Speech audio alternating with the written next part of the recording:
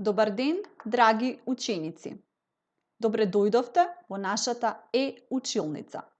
За денешниот час по општество за трето оделение ќе обработиме наставната содржина Знам и можам повеќе. Цели на часот да знае да каже што научил и на што се должи тоа, во што е најуспешен и што очекува да научи оваа учебна година. Драги ученици, вие сте сега пораснати од лани и сега сте ученици во трето оделение.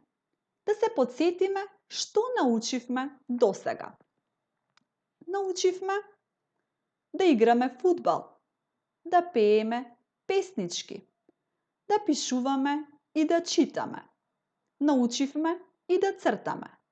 Но исто така научивме и како културно да се однесуваме и многу други друштвени игри каде што беа вклучени сите ученици. Ние многу научивме и за нашата околина, но би сакале уште повеќе да го продлабочиме нашето знаење, бидејќи нашата околина е многу важна да биде чиста, да дишаме чист воздух и да нема отпадоци. Затоа треба сите одговорно да се однесуваме кон нашата животна средина. Тоа можеме да го видиме и на овие слики.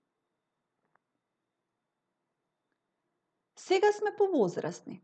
Децата растат и се развиваат. Учат и знаат многу повеќе. Имаат желба и цел да постигнат успех. Успехот е нивен личен напредок. Децата знаат што сакаат и така ги задоволуваат своите потреби. Способни се и умеат да завршат многу работи. На оваа слика можеме да видиме дека децата се среќни кога имаат успех. Учениците се почесто учат тимски, каде што се вклучени заедно наставниците и родителите. По нашите училници најчесто се случуваа безброј работилници, каде што сите заеднички предвидувавме, истражувавме и донесувавме безброј заклучоци. Заедно работевме наставник, родител и ученици. Од сето ова може да кажеме еден заклучок.